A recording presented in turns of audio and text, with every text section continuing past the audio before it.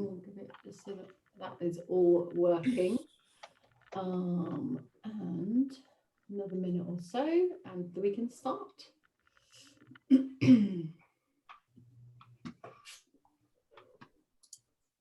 right. I think we'll get started. So thank you very much, everyone, for joining today. This is the first time that VIOOH has done a webinar for International Women's Day, which is taking place on Monday, but delighted that you could all make it. If you could please just all introduce yourselves, maybe we can start with Alice and go from there. Hi, thank you very much for having me today. It's a real pleasure to join you. I'm Alice Donnelly. I'm head of programmatic at Kinetic UK, and I take care of the programmatic team campaigns over there. Thanks, Alice. Melissa? Sure. I'm excited to join today, so thank you for the privilege of being on the panel. So my name is Melissa Milgate. I work at Google, and my role is Global Partner Manager. Thanks, Melissa. Anita? Hi everyone, my name's Anita Karras. I work at Verizon Media. I am their International Sales Insights Director there, working on across the international business, and also the EMEA President for VIOOH, which is our Women's Association of Verizon employees. Great to be here today. Thanks, Anita. And last but not least, Valentina. Hi, I'm Valentina Bono. I work at Tesco. I'm a senior data scientist, and I work in projects that use deep learning and computer vision in retail. Fantastic. Thank you all so much for joining us. I'd love to hear a bit more about, how your companies are celebrating International Women's Day. Maybe Anita, we can start with you as you are the president of your EMEA chapter of the Verizon Association for Women. Thanks, Helen. So yes, it's International Women's Day on Monday, but the whole month is actual Women's History Month. So what we do as an ERG, we have pillar months depending on that employee group. So for the women's group, it is March. So there's a whole raft of activities happening across March. And we really focus on three areas: career, community, and culture. So in that career space, we have senior leaders doing fireside chats around their career journeys, how they've adapted to the pandemic, etc. And we're also launching a mentoring program with SAP, so a partnership between two business groups there, or two companies, I should say, so that VIOOH members have that opportunity to be mentored either within our company or externally and participate in that, as well as a career boot camp across a 3-month period, which is really exciting to sort of take that to the globe. And then on the community side, a lot of charity work being done, focusing on female charities. I personally on Monday are working with the Media Trust to do some comms plan and strategy with cancer charity for the day. We also partner with a company called Dress for Success, which is really about enabling women to get back into business. And then on the culture side, a lot of inspirational speakers. I was fortunate to be on a panel beginning of this week with Bozoma St. John, who's the CEO of Netflix, an amazing lady who's got an incredible career and outlook for the future. We've also got Amir Noon, who's the Irish composer and conductor for the Oscars Orchestra, well, the first female conductor of the Oscars Orchestra, as well as composing lots of gaming titles, etc., who we're speaking to about how she's really spearheaded her career in a very male-dominated industry. So I think something that perhaps a lot of us can take some learnings from. Absolutely, sounds great. Alice, what's going on with you? Perfect. Wow, Anita, that sounds amazing. That's such a variety of what's going on. That's fantastic. So over on the day itself, we have a panel with our Gender Equality Network, where they're bringing together kind of some senior folks from different of our agencies, so folks over from Mindshare and MediaCom, along with kind of folks from the internal group and business, and having a bit of a panel around kind of what does kind of being in a gender equality network mean and look like in 2021? You know, how do those dynamics play out, and how can folks in different areas of the business support each other in kind of, you know, the new world we're living in post kind of a COVID experience? What does that look like now? So that's kind of one element. And another piece is kind of collating together a range of resources, training opportunities kind of with the NABs of this world and other elements. So there's a bit of a kind of picking what is relevant for you and what is helpful for you at this moment, and, you know, the space in your career and where you're at personally, just to try and give folks a bit more of a boost come to mark the day. Great, thank you. Valentina, is there anything that Tesco are doing to celebrate? Yeah, so International Women's in Day? Tesco, there is a challenge called, sorry, can you hear me?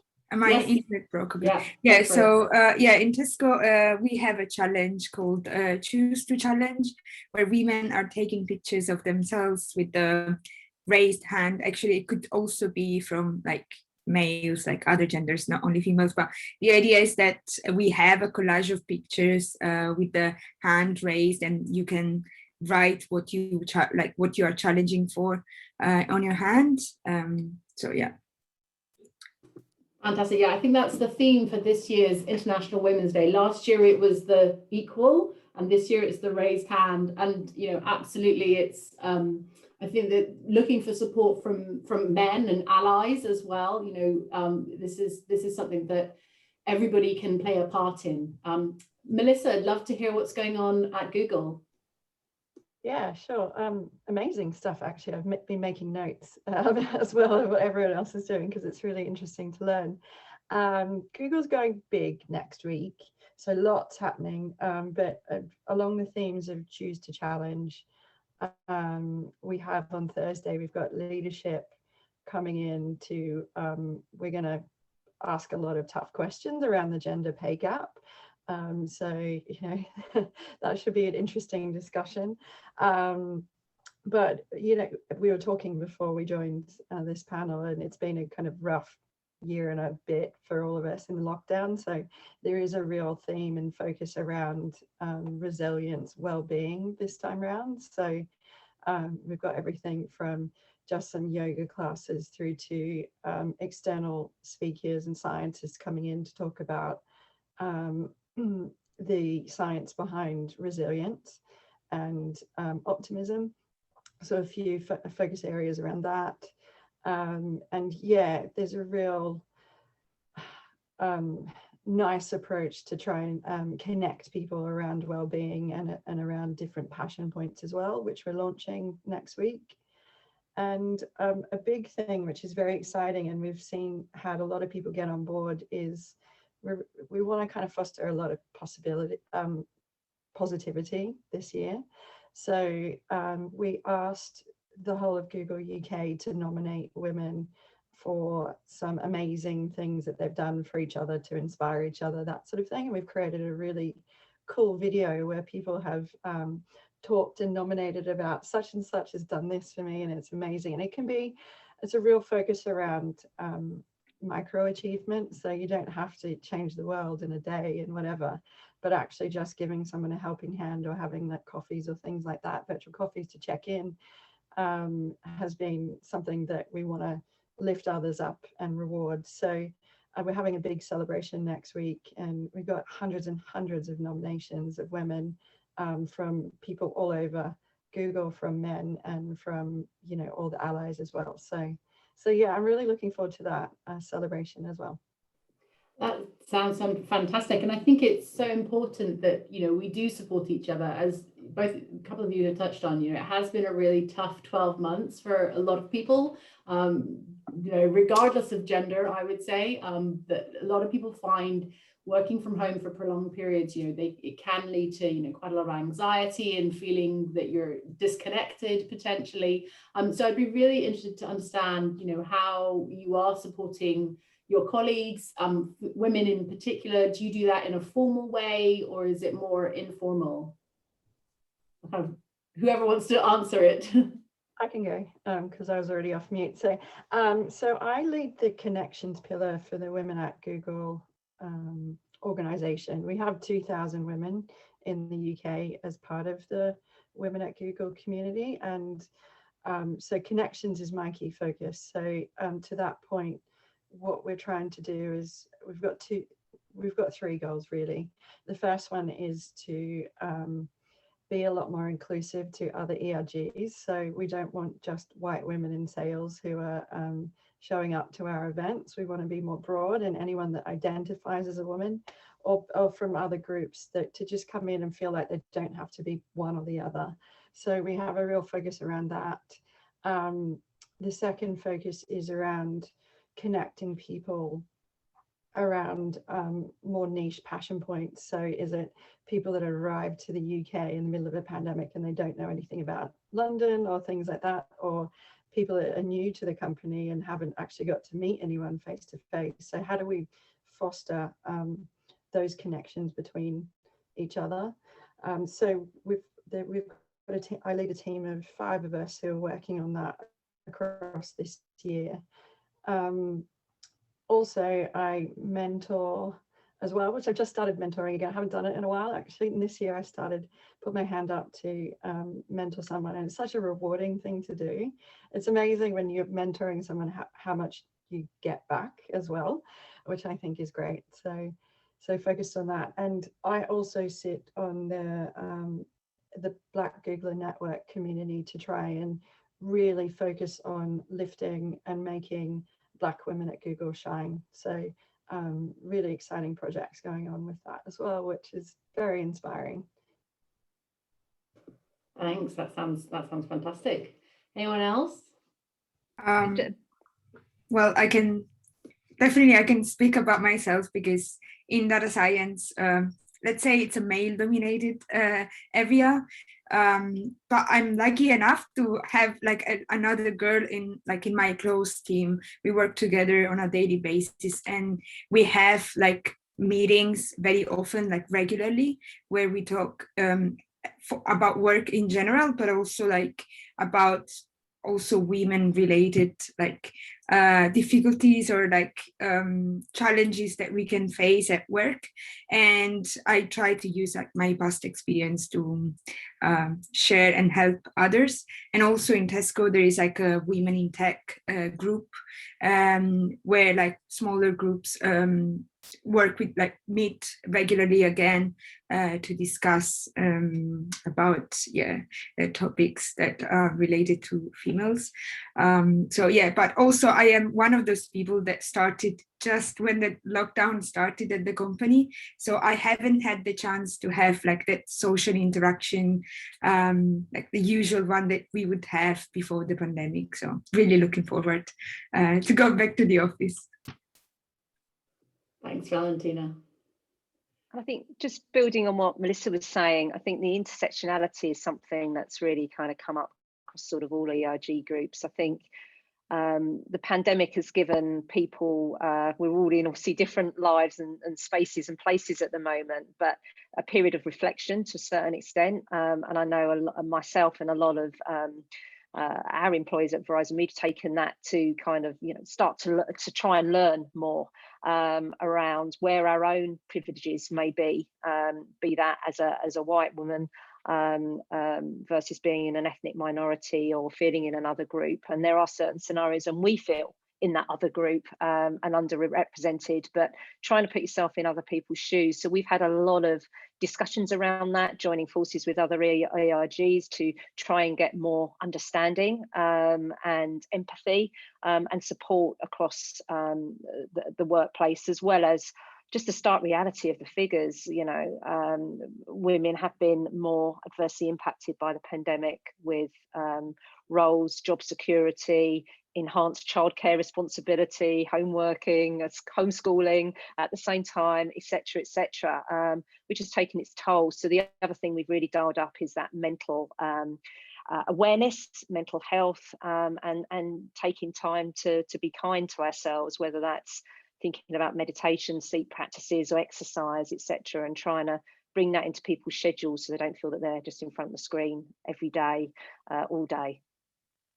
Yes, I think that's definitely a trap that is, very easy to fall into. It's just having that relationship all day, and you kind of, it's very hard, I find, in being at home all the time, to necessarily switch off, because you don't have that commuting time, you don't have that separation, and I think also when there's little people in the house, they also find it hard to understand that you're trying to do a job as well as be a mum. So yes, I think that's a challenge I can definitely identify with. Great. Sorry, Alice. I'll just jump in briefly. I think similar to a lot of the other folks on the panel, there's kind of the more structural things that I think all of us are getting involved in. So I co-chair WP Unite, so looking to build out that AIG that creates this safe space, and looking at more kind of structural ways that how can we improve things for ultimately all our employees going forward, but how can we look at those areas, and then the more personal things that you do as well, right? So kind of mentoring, but I think the other panelists have spoken to a lot of the kind of maybe the larger pieces that I think we're all involved in, but I think there is something to be said as well for kind of the smaller moments, checking in with your colleagues who we've got small kids running in the house and just saying, I'm not interested in your day job. Like, it's how is your kind of having that human element, just being open to. I think a lot of that sometimes the way you conduct yourself can really be a small way of helping other folks in your business. So if people know that they can come to you with either a silly question or what do I do in this? Do you have any advice? I think those are small ways that we all kind of support each other and endeavour to do more of that, as well as kind of taking on more of the ERG-based elements, which are more looking at structural issues and more concrete things rather than day-to-day personal elements. I think both are super important, and they dovetail to kind of create a supportive culture, which I think all of us are all kind of doing in various different guises. Great, thank you. And I should say to anyone who is dialed in and listening, if you do have any questions, please do just pop them into the Q&A section, and I'll keep this open so I can see it, or we'll hopefully have some time at the end to answer all of the questions. So a couple of you have talked about some challenges that you face, and I'd love to, if you can, without putting any company names, if it's not your current employer, on the spot, I'd love to hear a bit more about maybe some of the challenges you have faced, particularly, as a woman. Valentina, maybe we can start with you. Yeah, so actually this challenge was more related to at the beginning of my career. Towards the end of my PhD, I decided to shift my career a bit. And so I first did an internship, and in that, like, when you are at the beginning and you're shifting your career, you are like very insecure. You don't know, like, are you taking the right choice, like the right steps, and will you be like able to to do the shift successfully, and so on. And speaking of support, like, I got a big support from my mentor at the time during my internship, which was a male, not a female, but that helped me a lot building like the confidence in myself that I could indeed, I was able to make this shift and proceed in my career. So I think that challenged me quite a lot, but in the end, I think I always recognize that support, because it gave me, that confidence, that boost of confidence that really helped me. Thank you for being so open and sharing. Anyone else had those similar challenges or something else? I think for me, one of the biggest challenges, it was a little while back now. I transitioned from Microsoft to AOL. And this was when Microsoft actually essentially sold its sales arm of the business, if you like, for AOL to manage on its behalf. So I'd been 10 years at Microsoft, had grown a career, a reputation, recognition, and then suddenly it felt like all of that was kind of swept away. I was going into a new job with a new male boss, with new people to impress, in a company that I hadn't actively selected to go and work for. There was no interview process, and I was also very aware that there was a male that was doing the job essentially that I had been doing at Microsoft, and somewhere down the line that probably two people would become one. So it was quite a stressful time, but I guess that was probably the first time I feel that I really stuck my head out on the line prior to this happening. And I sent an email to the VP of International at AOL at the time, who I'd absolutely had no contact with, no connections with, didn't know at all. Basically pitching myself and saying, can I have half an hour with you before that transition happens? And I was really scared when I wrote that email. I still remember I did it really late at night on a Sunday night. I got all my thoughts together and I've just got to do this. I've really got to kind of get it out there. But that actually secured a meeting in the diary with him. I was able to obviously prep myself, go in and really sort of talk to why he should really consider me for the role at then AOL. And everything kind of worked out. And I think taking that real big leap for me in terms of control of my career, my own self-advocacy, and really sort of trying to articulate my value has really sort of gave me a real sort of, you know, hard lesson that I learned and have had to do since then, because then AOL merged with Yahoo, Yahoo merged with VIOOH, and then we became Verizon Media. So that story's had to happen over and over and over again. And I think that the sooner that we take that responsibility to heart and not be afraid. And I think as women, we actually, you know, internalize things a lot, and we are fearful of putting our neck on the line, perhaps more so the men, and building those relationships.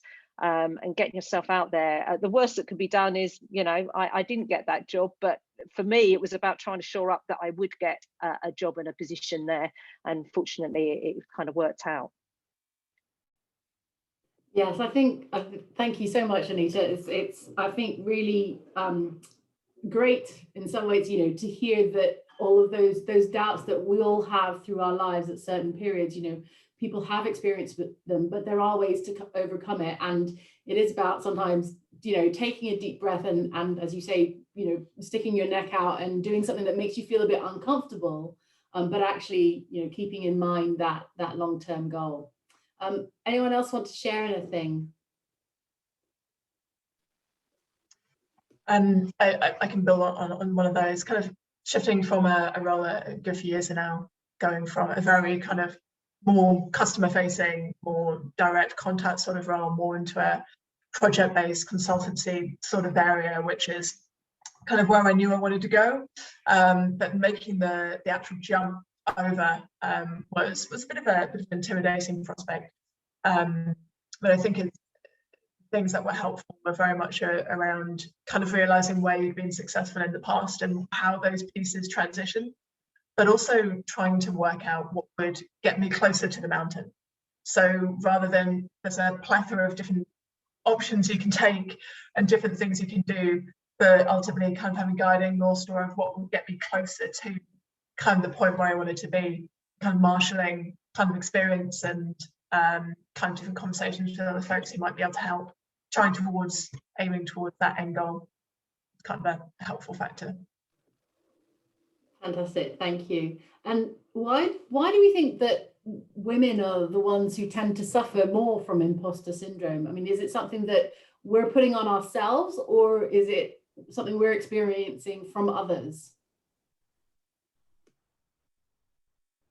I personally think it's a bit of both. I think there's a bit of, I think we have strong inner critics, and I think those, whether it's because of the fact that, you know, we were here, you know, we really value security, having that stability, perhaps that comes from us producing the babies and therefore kind of wanting to have that security and that foundation, as well as, you know, as you say, surroundings. You absorb what people put on you, but that inner critic is a very strong voice, which I feel perhaps we think it's there to protect us, to, you know, make sure that we're not putting ourselves in an embarrassing situation, that we're not making mistakes.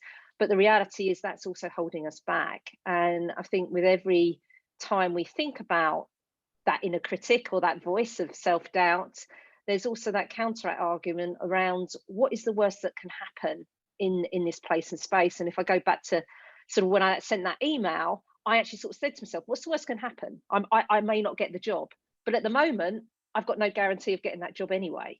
So I've got nothing to lose by sending it and doing that, and, you know, committing to meet and to do and having belief in myself that I could do that role. And I think when we're clear in the risk, that can help us really spur us on. But the immediacy is that self-doubt of, you know, I want to be secure, I want to feel protected, I don't want to take that risk. I always struggled with the term imposter syndrome, because I always thought that's not relevant to me, because I always saw myself as quite courageous, strong, and jump in, give this a go, give that a go kind of person. And I always, for years, I heard imposter syndrome come up, and I was like, it really doesn't gel with me. And then I had a stark realization a couple of years ago when there's this job came up at Google, which was like my dream job, you know, and for a manager that I always wanted to work for. But I didn't apply for it because I was like, I'm not quite there yet, but I want to work towards getting there. You know, that's where I want to go, but that's my goal, and I'm not quite there. So I didn't apply. And then fast forward, you know, 6 weeks later or whatever, I was having coffee with the manager, and I said, you know, this is my plan. I really want to work towards that. I saw you'd advertise, and it's such a shame about timing, because maybe in a year's time I might be ready for it and whatever. He turned to me and said, Mel, why didn't you apply? I would have hired you in a minute, but we've got someone else now. So, and I just sat there and went, oh God, what was I? And I didn't even book a coffee in with him, or I didn't even, you know, just the thought never crossed my mind that I should even try. So that was a real realization of it does impact all of us, and maybe we're just not as conscious of it happening. And how many opportunities have we missed by thinking like that, you know, instead of just jumping in.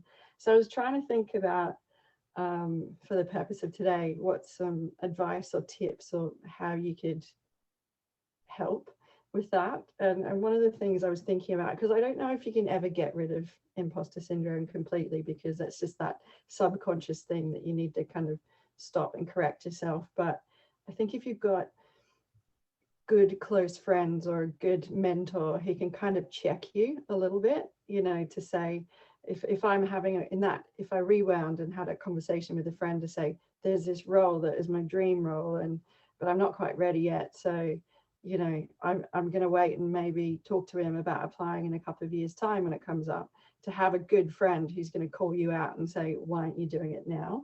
And, you know, just to have someone close to you to almost counter those thoughts. And I think it's important to verbalize it and talk these things through with people so that they can challenge you a little bit.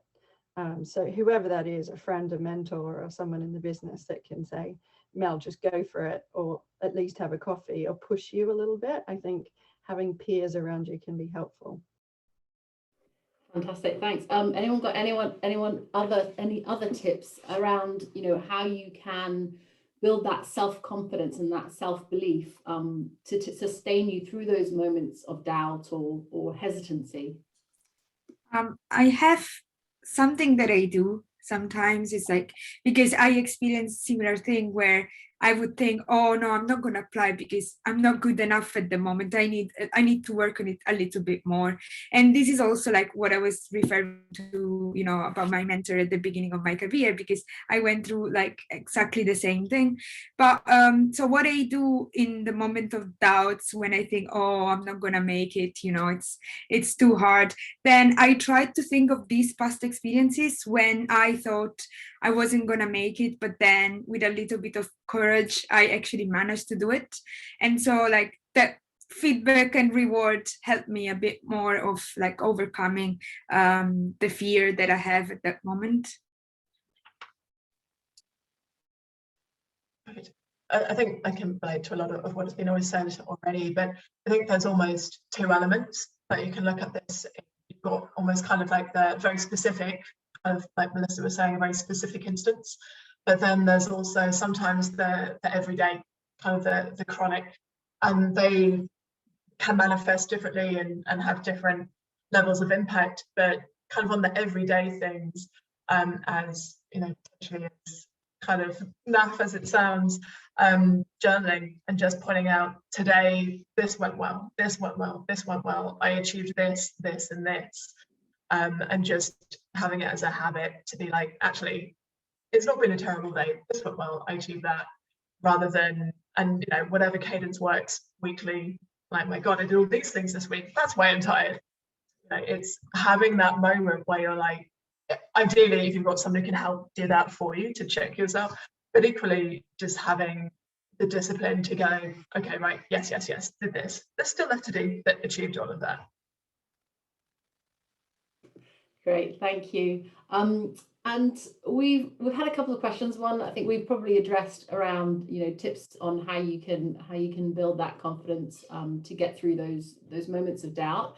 But how can others, and particularly men, help support gender equality? You know, women in general. Have you got, you know, any insights that you can share there? Do you welcome men into your networks? I can go. I think men are a huge part of the success of women, just as women are. So we're all equals here. And actually, the best boss I ever had was a man, and he was amazing. I was trying to reflect on why he was so amazing, and I think he took the time to understand my strengths and really get to know me and what I'm good at, and pulled those out of me, and then provided me with opportunities that really pushed me and said, would you like to lead this team and do this? And then just let me do it. So then I built my own confidence, you know, because I was running my own show, doing all of that sort of stuff, but he gave me the opportunity. So little things like that was super helpful. And then for men that aren't necessarily leading but still want to support, some of the things I find is, particularly on VCs, I think women, I'm generalizing here because sometimes some men are the same, but generally women are a little bit slower to unmute and join, which means sometimes you don't have those social cues of being in a room to notice when someone's ready to speak. And so I've found quite a few times where I'm on calls with men and women, and particularly a lot of men, I have a lot of stuff to say, but I'm a little bit too slow by seconds, and then I miss out on the conversation. So if you're a man on a call, maybe just what would be amazing is to just look for those social cues of someone unmuting, ready to speak, or almost pull it out and say, you know, like you're doing today, Helen, of Melissa, what do you have to say about that? Those sort of opportunities actually give women a voice. And it takes a little pressure off of like waiting, ready to pounce and talk, I think. So that's super helpful. I'll jump in there. I'm leaving the pause. I'm leaving the pause for you all to jump in. I think that all makes a lot of sense. And I think there are both simple tips and tricks, but also things that take a slightly more longer term commitment to, both of which are valuable and helpful in their own way. Something I'm sure everyone has experienced this at some point, where a woman in the room has made a point that is brilliant and insightful, and if you're not already, 2 minutes later it gets said by someone else and it's credited to that person. And I think this happened in the Obama White House. A lot of the senior women got together and they said, right, we're going to amplify each other's great points. So when, you know, I'll be like, great point, Helen, I think that makes sense, building on that X, Y, and Z, and just amplifying where good ideas come from. And it's a really simple thing, but it just helps give credit out where it's due. So it's amazing how often once you're looking for it, you can see it happen. And sometimes it's not intentional, it's unconscious. It just slips out. No one's deliberately trying to be mean or nasty, but something as simple as trying to draw someone else into the conversation providing an opportunity, amplifying a good idea, and where it came from, valuable. I think some of them specific tips and tricks, but one other thing would be, and I think this goes for kind of any form of employee resource group you're in, or any kind of minority group, hesitate to use that with women, so we're not minority, but it's more around being proactive in working out what will be valuable, what will be helpful, rather than waiting for any OG group to come to you and say this is what we should be doing. So it is more of a genuine partnership around, it's not the onus is on us to tell you what would be helpful, it's you're coming to the party with ideas and suggestions as well. Because otherwise you can end up creating more of a burden on folks who have a potentially larger burden to begin with anyway. So I think there are both individual, small but important things that can be done, and also a wider kind of commitment and decision around how you're going to choose to show up in kind of a real tangible way.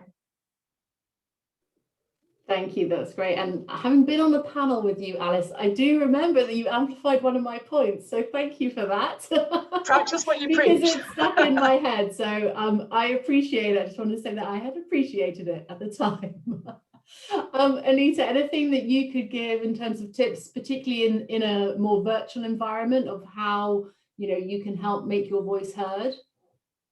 Yeah, I think that, I mean, so I suppose it's doubling down on what's been said already. I mean, yes, in some ways, being in a virtual world is more of a leveler in some circumstances. I mean, I work across international, so those that are sitting in the room and you have some on the call, it's always quite difficult actually to make sure everyone feels included, because you have got those physical signals in the room. So I suppose with everyone being on a screen, in some ways that's a leveler, but I think that giving that space for everyone to be heard is so important. That's already been said, and also that recognition, in us all there's introverts and extroverts, and some people do need more time to think, digest, acknowledge before coming back. So I think there's a number of ways that we need to think about how we get feedback on an idea and a concept, not just the immediacy within a brainstorming session, but having that willingness of space for people to actually kind of come back post and have that time to sort of digest and really think through some ideas and concepts, and still having that allowance, if you like, for that flexibility. Already been said, sort of the really actively listening is something, we can all listen, but how many of us are leaning in and really actively listening? That becomes harder when we're all on screens, because we can perhaps hide ourselves away, not have the video on, and have a tendency to multitask when you're not physically in the room. But that is so important, particularly when we are in places and spaces where there are diverse voices that to be heard. So I think that sort of actively listening really is something to consider. And then the final thing is being open and honest. We're all on a journey of learning, and I think we are going to make mistakes along the way as allies. We all have a place and space where we've come from, certain privileges and certain obstacles, and I think we're all learning together. So the more that we can be open and honest and admit when perhaps mistakes have happened or misunderstandings, that sort of then brings us on that journey for sort of positive change and allyship as we go through, because there, as already been mentioned, there is a tax when you are the other in the room of you having to sort of give all the answers and lead that discussion, and sometimes the support network is what's really needed to bring on those changes across the business. Thank you. Just picking up on one of the things that you said, Anita, you talked about admitting, your mistakes, I guess. Do you think there is a danger that women get more harshly judged if they admit that they don't understand something versus a man who, and I'm very much stereotyping, so I do apologize, but potentially, you know, I think we've seen it, you know, just reference to the job application. I think there have been studies done where, you know, women would say, well, if I don't fit 80 or 90% of the criteria, I'm not even going to apply. Whereas a man might take that sort of leap of faith and that confidence and say, well, I hit 50%, so therefore I'm going for it, and I'm going to, you know, I'm going to have this bravado. Do you think there's a danger that omitting mistakes actually is to our detriment? Well, I think what you were saying about the job interview is an interesting point, because that's in our mind, and already we've kind of had that discussion around, you know, am I ready for that role? So Melissa talked about it, and Valentina, in, you know, I didn't feel quite ready, I didn't go for that role. I think a lot of it's internally ourselves, and it's the more I think that we spend time to understand our core strengths and the value that we have, and that takes effort. Yeah, we've got to be honest with ourselves. And what do we bring?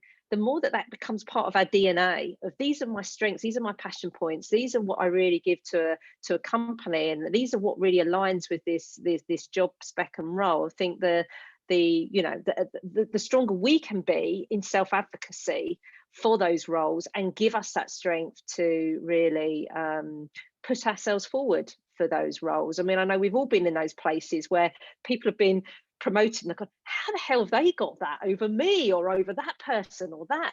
It's because of perception. And I don't actually think that's a male-female thing necessarily. It's a relationship thing. And it's a responsibility of us to build those relationships with the people that count, and make sure that they know of our strengths as well as we do. And I think that's what we are not as good at. We're not as good as being that self-advocates for where our strengths are. And that's what we've got to learn, because that network is really what gets you those roles and those responsibilities. The decisions are made when you're not in the room, whether that's a new job, a promotion, you're not there. Somebody else has got to do it on your behalf. So you've got to let them know what you're feeling and what your strengths are. Fantastic, thank you. We've had some more questions come in.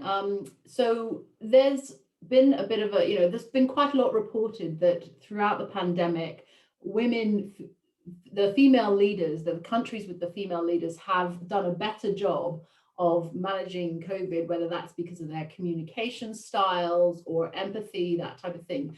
Do you think that, this is an open question to anybody, do you think that the idea of leadership and its associated traits is now being sort of reframed and broadened, and that actually empathy and consideration is going to be more respected than versus just a sort of loud, brash, outgoing style?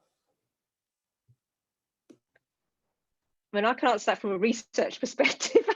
My day job. Oh, you haven't done any research on this, Anita? Well, we did a future work study, and this really relates quite interestingly, because like one of the big trends now is, to your point, less around sales and delivery of particular strains and OKRs and all of that, and performance driven metrics, and going to what we always used to say were the softer skills, the empathy, the flexibility, business agility, thinking, you know, sort of about across disparate businesses, because actually that's what we've got to do. You know, the roles that exist now are not going to be the roles that exist in 5 years time, 10 years time, and therefore I actually think there's a lot of strength there. You know, pandemic is a classic situation. It's the perfect storm of nobody could predict the impact that was going to have. So it doesn't matter what was planned. You can have the most organized government, but this then hit, and it's all about adaptability, flexibility, thinking beyond the immediate into what is really needed to protect that particular nation from the pandemic, etc. And those skills, which are more considered to be at least sort of seen as strengths within women, are really kind of coming out to the fore there. So I think it's quite interesting that businesses are starting to think in that way as well, which I think gives sort of great hope.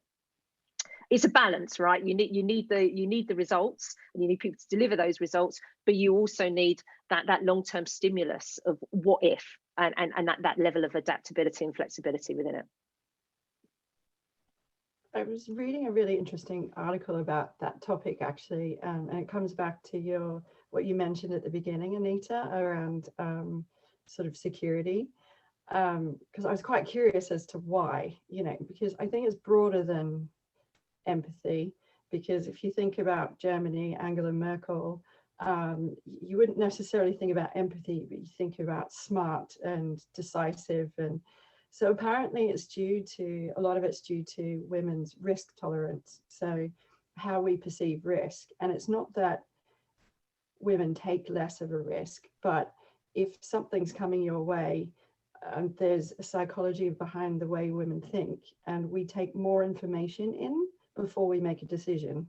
So, which is really interesting. So around, what will the impact of the economy be? What will the impact of health be? Lots of variations of information before we jump into sort of pandemic decision making, that sort of thing.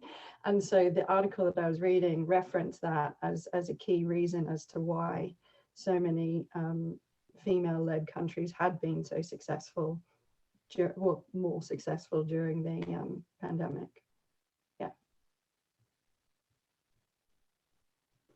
Great. Well, thank you so much. I don't think there's any other questions. Is there anything, sort of one final bit of advice or one final word that you'd like to leave everybody with today, or thought? Or not? Have confidence. Go for it. That's a tough one to sum it all up. No, it's great. I think kind of a lot of what we summarized is, you can separate feelings from facts. That can sometimes help you around some of the key bits specifically we've been speaking around. But I think, that's very kind of hard-nosed, but then combine that with find your tribe, find your supporters. There'll be male and female and everything in between. Networking can feel a bit icky to some people. That's only if you approach it in a disingenuous way. If you're thinking, I'm going to keep in touch with my old friends from previous roles who've now moved on to pastures new, that is still maintaining the network, even though it's still I'm keeping in touch with old friends. So if you change the framework of some of the things that might help you, it can feel better to doing the things that everyone tells you to do, which is network. Find the people who help you, just reframing how that feels to you sometimes. Thank you, Alice. Well, I think that was a great panel. Thank you all so much for your time. I really enjoyed this conversation. I hope you have had wonderful weekends ahead planned, albeit within lockdown, and wonderful Women's Day on Monday. So thank you again. Thank you very much, and goodbye. Thanks so much. Thanks for having us, Helen. Thanks. Cheers. Bye. Thank you. Bye.